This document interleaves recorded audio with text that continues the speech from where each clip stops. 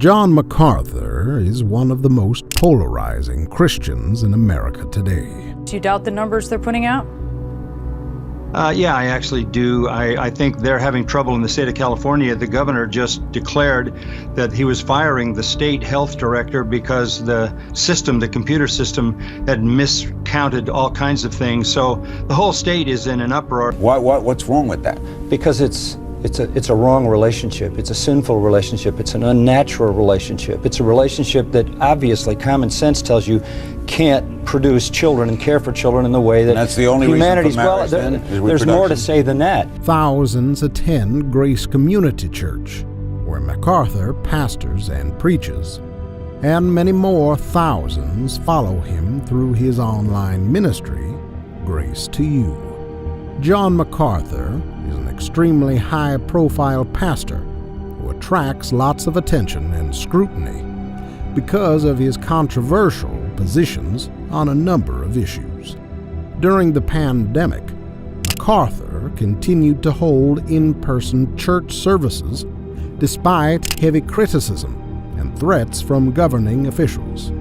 For many, Macarthur's actions and decisions were reckless, endangering the lives of both those who attend his church and the community around him. As expected, the mainstream media targeted Macarthur because of his decision.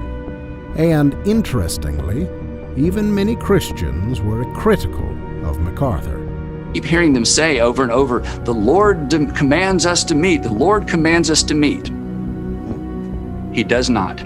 But for others, Macarthur was a pastor who boldly refused to compromise on what the Bible teaches about the importance for believers to regularly fellowship together in person. You're not going to tell us that we can't worship and sing to Jesus over something with a 99% survival rate. You can't do that to us.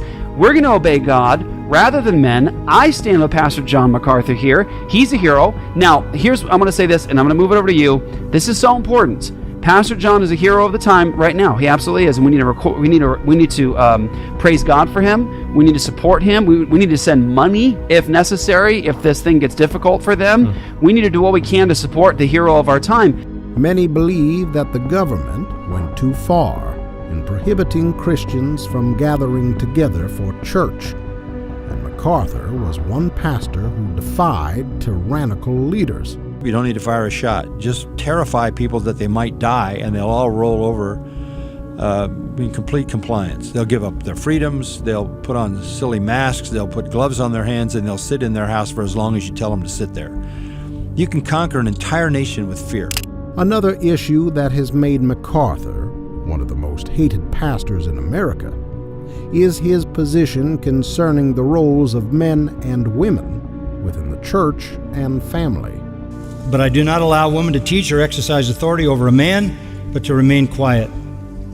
That is so absolute. It's unbending.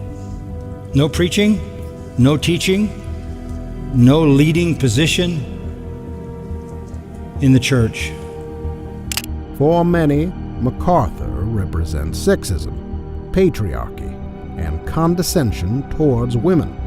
But for others, Macarthur is a pastor who is bold and unashamed about what the Bible clearly teaches. In a culture where so many supposed pastors have compromised in this area, Macarthur is one high-profile pastor who not only refuses to bow down to cultural and societal pressure, but does not ignore or shy away from the battle.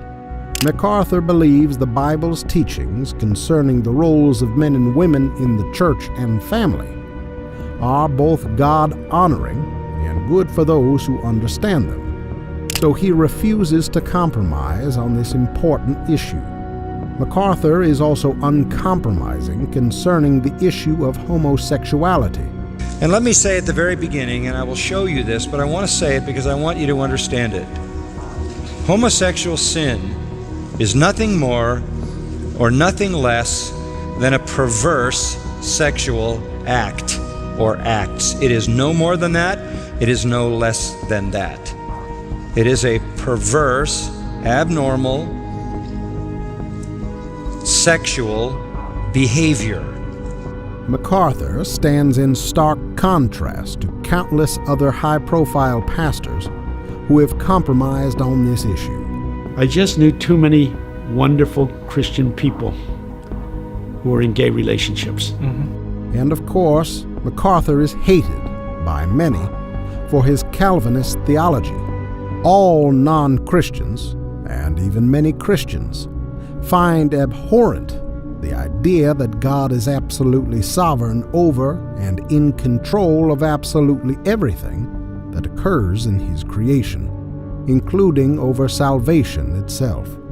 But again, for others, MacArthur is a pastor who refuses to compromise concerning what the Bible teaches. The Bible's clear teachings concerning Calvinism may be deeply unpopular, but they are nevertheless true, incredible, and God-glorifying. Being born again is an act of God. Being born again is a supernatural act. Being born again is something that you don't ask for, you don't have sense enough to ask for, you're dead. God does this, and it's by His grace that He does this, and it's for His glory that He does this.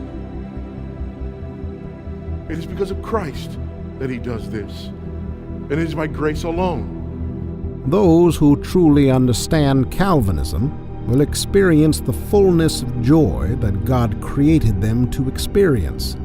MacArthur recognizes this, and so he continues to faithfully teach theology that is offensive to so many. Of course, John MacArthur is not a perfect man. Nobody is. MacArthur has said some things that were unnecessarily offensive. The word is Bethmore. Go home. His theology of dispensationalism and covenant theology is wrong. I have sometimes wondered why Pastor Vody Baucham has called John MacArthur one of his greatest heroes, despite MacArthur's significantly differing views concerning dispensationalism and the Old Testament. The answer almost certainly lies in what we have already said. In a culture where so many pastors have bowed to societal pressure and compromised on significant biblical issues, John MacArthur is one pastor who continues to fearlessly stand firm amidst a mounting pressure and teach the simple, unchanging truths of the Bible, including the parts that are offensive to many. Of course, MacArthur is not the only pastor doing this. He may be one of the more high-profile pastors defying pressure to compromise concerning important biblical teachings, but there are certainly many others doing the same. In turbulent times like these, we need more men like John MacArthur.